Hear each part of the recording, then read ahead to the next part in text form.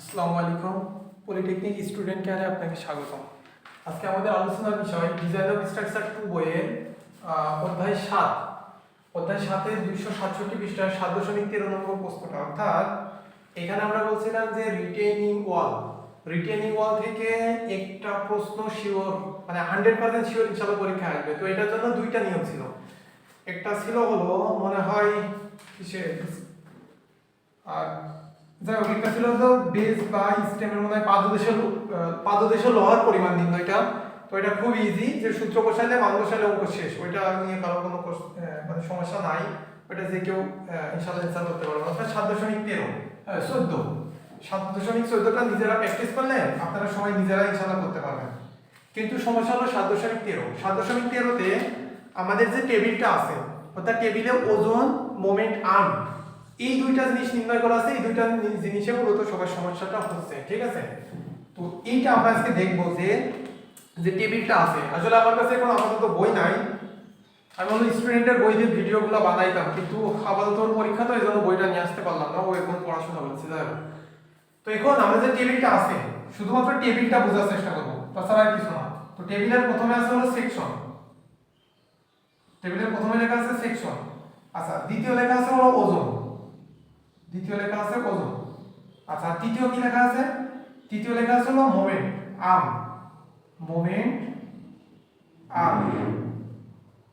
আচ্ছা, তারপরে চতুর্থ লেখা আছে শুধু মোমেন্ট, ঠিক আছে? শুধু মোমেন্ট।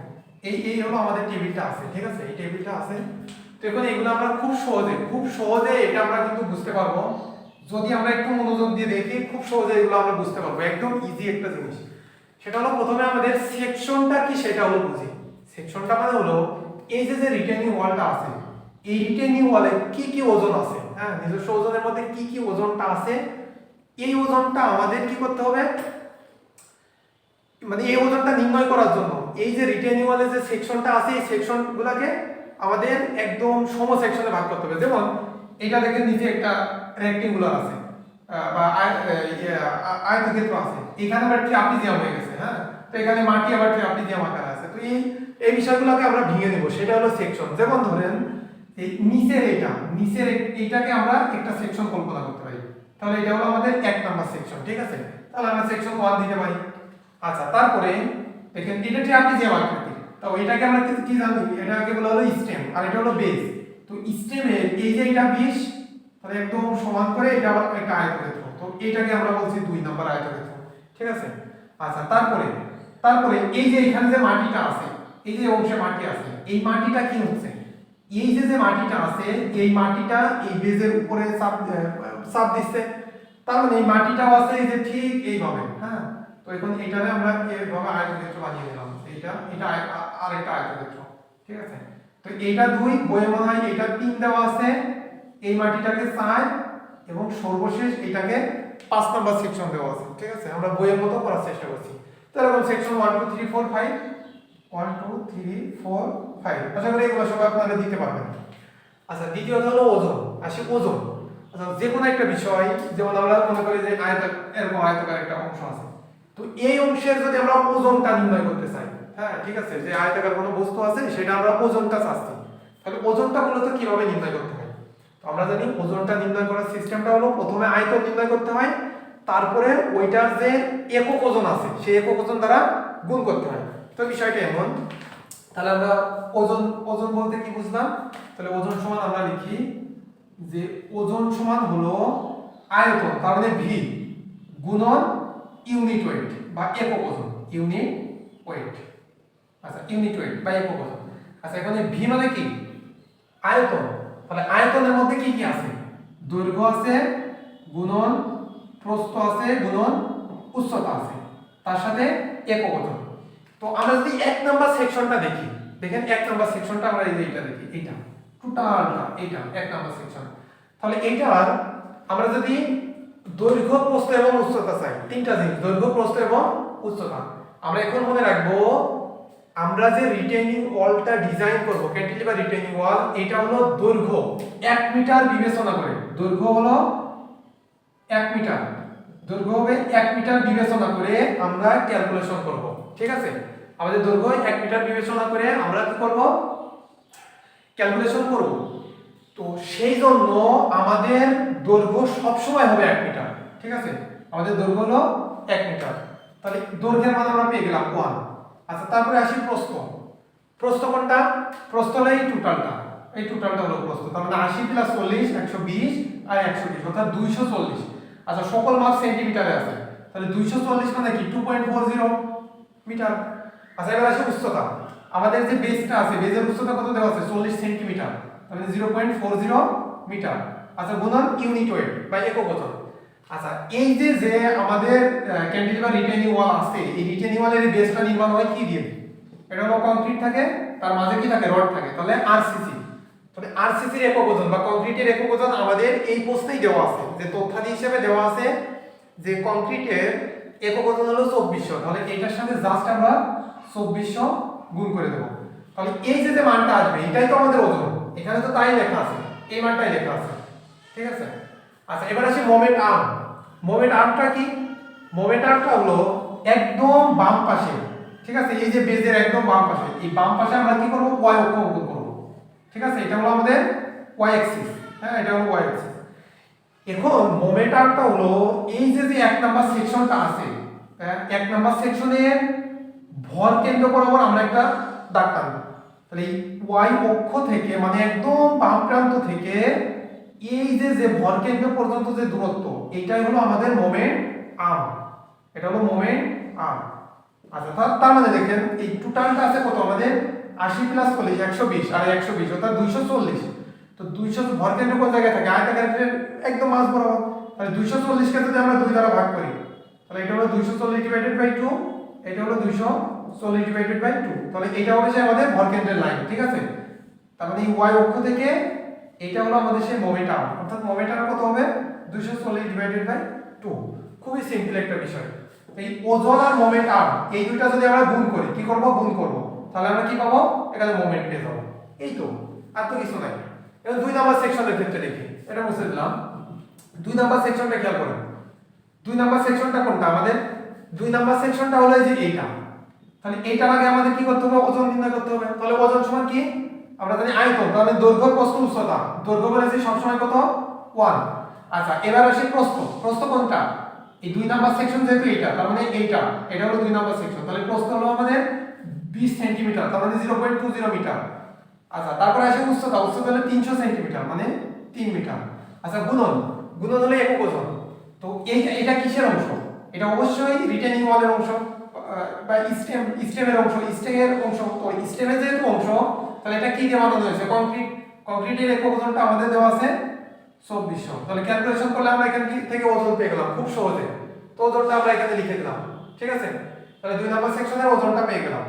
আচ্ছা, এবার আসি মোমেন্ট আর্ম। মোমেন্ট আর্মটাও সেম। মোমেন্ট আর্মটা সেম বলতে এখানে আমাদের যে y অক্ষটা অঙ্কন করেছি আমরা একদম ঠিক এই বরাবর, মানে একদম বেজের যে বাম প্রান্ত আছে, বাম প্রান্ত বরাবর আমরা y অক্ষটা অঙ্কন করেছি।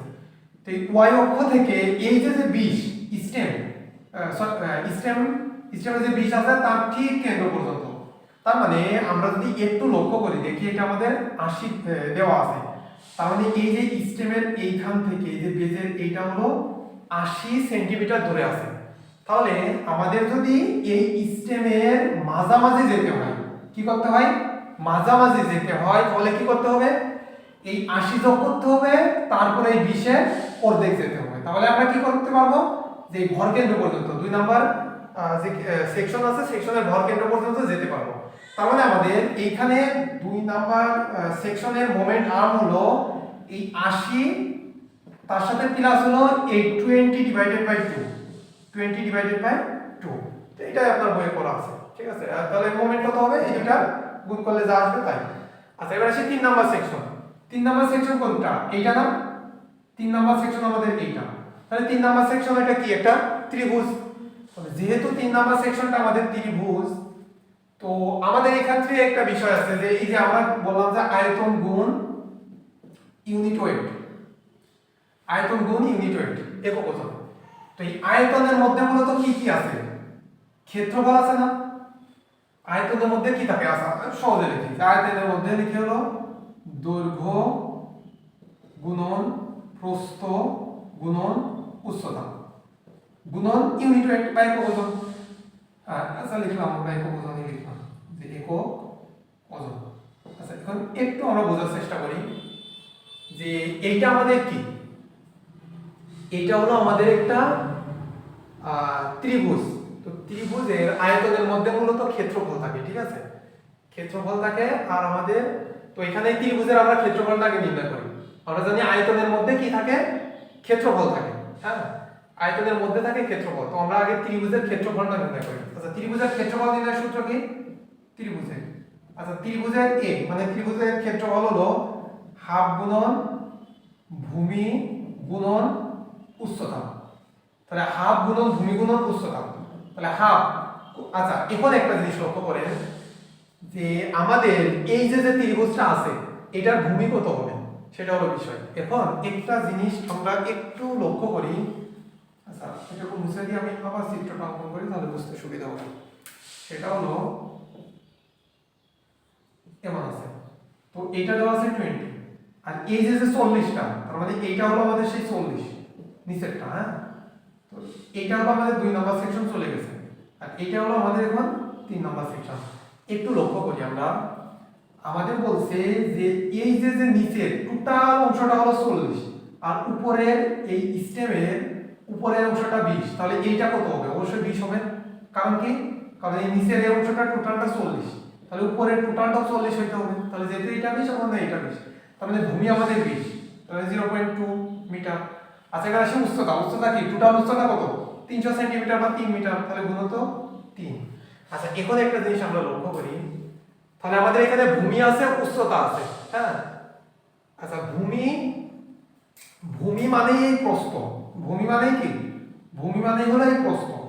তাহলে আমাদের এই যে যে আয়তন অর্থাৎ বিটা নির্ণয় করতে হলে বাকি আছে কি, বিটা নির্ণয় করতে হলে কিন্তু আমাদের বাকি আছে হলো দৈর্ঘ্যটা, ঠিক আছে। তাহলে আমরা প্রস্থ উচ্চতা, তার মানে এইখানে আমাদের এই যে প্রস্থ আছে উচ্চতাও আছে, তাহলে হাফ গুণন করে কি পেলাম, ক্ষেত্রফল পেলাম। তাহলে আমাদের আয়তন নির্ণয় করতে বাকি আছে হলো দৈর্ঘ্য, তাহলে দৈর্ঘ্য হলো আমাদের 1 মিটার ধরে আমরা ক্যালকুলেশন করব, এজন্য গুণিতক দিলাম 1 মিটার। আচ্ছা গুণন, এখন কি হবে, একক ওজন। এটা একটু লক্ষ্য করি আমরা যে এটা যদি আমরা একটু দেখি, দেখেন এখানে আমাদের কি মাটি না, এটা তো আমাদের টোটালটা মাটি। এই যে যে এই অংশটা মানে আমরা এই যে ক্যান্টিলিভার রিটেনিং ওয়ালের অংশটা বাদ দিলে এই যে বাকি যে অংশটা থাকে এই সম্পূর্ণ অংশটাই তো মাটি, তাই না? তাহলে যেহেতু এই সম্পূর্ণ অংশটা মাটি, তো এই মাটির একক ওজন আমাদের এখানে দিতে হবে। এখানে যদি আমরা ভুলে অর্থাৎ সেকশন 3 এর ক্ষেত্রে, সেকশন 3 এর ক্ষেত্রে যদি ভুলে আমরা কংক্রিটের একক ওজন 2400 লিখে দিই, তাহলে কিন্তু অঙ্কটা হবে না, ঠিক আছে। অবশ্যই আমাদের মাটির একক ওজনটা লিখতে হবে। তো মাটির একক ওজন আমাদের বইয়ে দেওয়া আছে 1650, ঠিক আছে। তো এখানে 1 এর সাথে আমাদের 1650 যদি আমরা গুণ করি, তাহলে আমরা কি পেয়ে যাব, আমরা ওজন পাবো কোনটা, 3 নাম্বার সেকশনের ওজন পেয়ে যাব, ঠিক আছে, 3 নাম্বার সেকশনের ওজন পেয়ে যাব। আচ্ছা এবার আসি মোমেন্ট আর্ম। তো এইটা দেখি আমরা কি, এটা কি একটা ত্রিভুজ না, তো এই ত্রিভুজের ভর কেন্দ্র, ত্রিভুজের ভর কেন্দ্র কোথায় থাকে?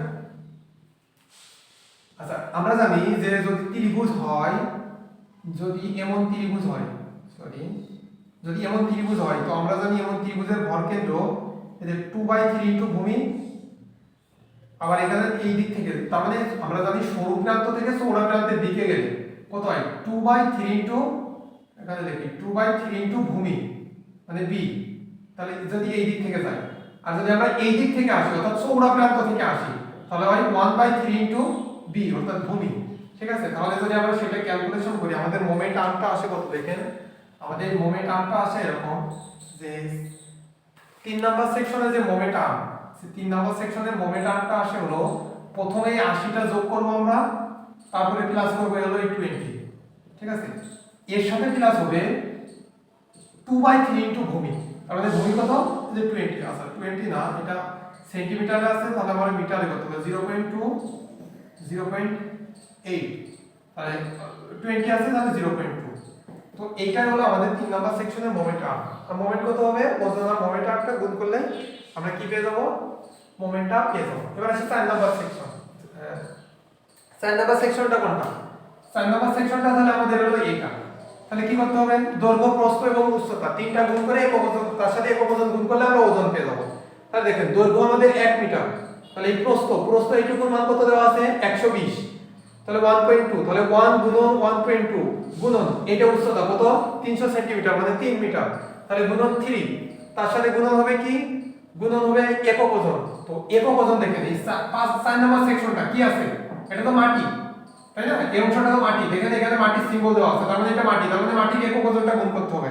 মাটির একক ওজন কত আমাদের 1650, তাহলে আমরা কি বলছি 1 গুণন 1.2 গুণন উপর হলো 3 গুণন 1650, এটা গুণ করলে আমরা কি পেয়ে যাব, ওজন পেয়ে গেলাম। আচ্ছা এবার আসি মোমেন্টাম মানে কি, এই যে টোটালটা 120, ঠিক আছে, এই 120 এর ভর কেন্দ্র, তার মানে মান বরাবর আসতে হবে। তাহলে আমাদের কি করতে হবে, একদম এইখান থেকে এই y অ্যাক্সিস থেকে এই পর্যন্ত চলে আসলাম, তাহলে কি হবে, প্রথমে 80 তারপরে 40, তাহলে 80 আর 40 কত হলো 120, 120 প্লাস 120/2 অর্থাৎ 60, তাহলে আমাদের কি পাবো, মোমেন্ট আর্মটা পেয়ে যাবো। তাহলে ওজন আর মোমেন্ট আর্মটা গুণ করলে মোমেন্ট চলে আসবে। আচ্ছা এবার আসি 5 নাম্বার সেকশন। তো 5 নাম্বার সেকশনে কি হলো, 5 নাম্বার সেকশনটা একটু দেখি।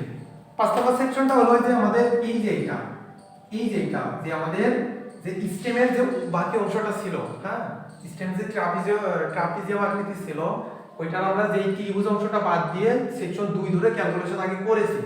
এখন আমাদের এই ত্রিভুজ অংশটা বাকি রয়েছে। তো ত্রিভুজ অংশের বাকি থাকলে আমাদের সিস্টেম একই।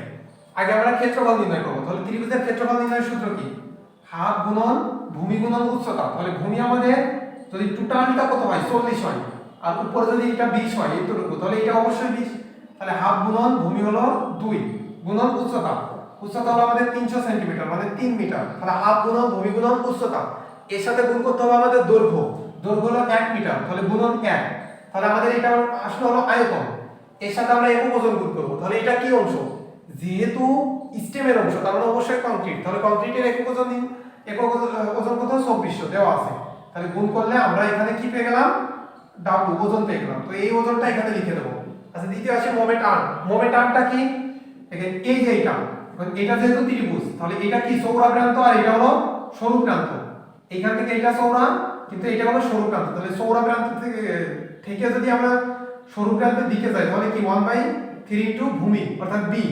তাহলে বিষয়টা এমন যে মোমেন্টাম হবে এই 80 প্লাস এইখান থেকে এতটুকু 20, তাহলে 80 প্লাস 20 তার সাথে প্লাস করব আমরা কতটুকু, এই যে মাপটা আছে অর্থাৎ 20 আছে, b 1/3, তাহলে 1/3 ইনটু 20, ঠিক আছে, এটা করলে আমরা মোমেন্টামটা পেয়ে যাব। তো এই মোমেন্টামটা এখানে বসাইলাম, তখন এই ওজন আর মোমেন্টাম গুণ করলে আমরা মোমেন্ট পেয়ে যাব।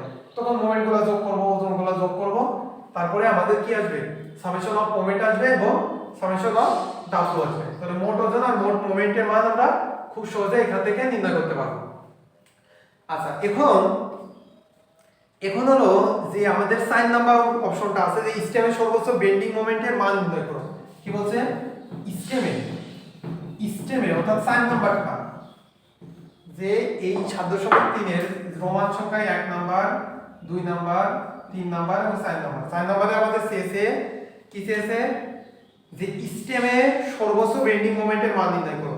এখন স্টেমের যে পার্শ্ব চাপ আমরা p যে সূত্রটা জানি, p omega s square divided by 2 into 1 minus sin phi by 1 plus sin phi, 1 minus sin phi by 1 plus sin phi। এখন দেখেন আমরা যখন 1 নম্বরে এই মানটি পার্শ্ব চাপ p এর মানটা বসাইছিলাম তখন একই সূত্র, কোন 1 minus sin phi by 1 plus sin phi। আচ্ছা এটা একই সূত্র। এখন একটা জিনিস আমরা লক্ষ্য যদি করি যে ওমেগা তো আমাদের একক ওজন, তাই না, ওমেগাটা হলো আমাদের একক ওজন। আচ্ছা এখন আমাদের এই যে এইচটা কি, এইচটা হলো উচ্চতা। এখন যখন আমরা 1 নাম্বারটা করেছি, 1 নাম্বার কি করতে হয় যে একদম রিটেনিং ওয়ালের স্টেমের মানে উপরের প্রান্ত হতে বেজের নিচের প্রান্ত পর্যন্ত মোট যে উচ্চতা, এই টোটাল উচ্চতার মানটা লিখতে হয়। তার মানে এটা হলো 300 আর এটা হলো 40, মোট 340, অর্থাৎ এইচ এর মানটা হলো, যেটা বলতে যাচ্ছে এইচ এর মানটা হলো 3.4, ঠিক আছে। আর যখন 4 নম্বরে আসবো তখন আমাদের উল্লেখ করে দিয়েছে শুধুমাত্র স্টেমের সর্বোচ্চ মানে স্টেমের সর্বোচ্চ বেন্ডিং মোমেন্টের মান, ঠিক আছে? স্টেমে বেন্ডিং মোমেন্টের মান, তার মানে স্টেম কোনটা? স্টেমটা হলো এইটা, তাই না? স্টেমটা হলো আমাদের এইটা। তাহলে যেহেতু আমাদের এইটা স্টেম, তাহলে আমাদের এই উচ্চতাটা হবে শুধুমাত্র এই 300, ঠিক আছে? তার মানে এই এইচ এর মানটা হবে শুধুমাত্র 3। তো এইটাই এইটুকু মূলত বোঝার বিষয় ছিল, ঠিক আছে? বাদ বাকি যে অংশগুলো আছে ওইগুলাতে শুধুমাত্র সূত্র বসাবেন, মান বসাবেন, অঙ্ক শেষ। হ্যাঁ, তো এইগুলা আশা করি দেখতে পারবেন। তো আপাতত সময় নাই, অল্প সময়ের মধ্যে যতটুকু মানে আপনাদেরকে বোঝানোর চেষ্টা করছি। তো ধন্যবাদ সবাইকে, পরবর্তী ভিডিও পাওয়ার জন্য আমাদের সাথেই থাকুন।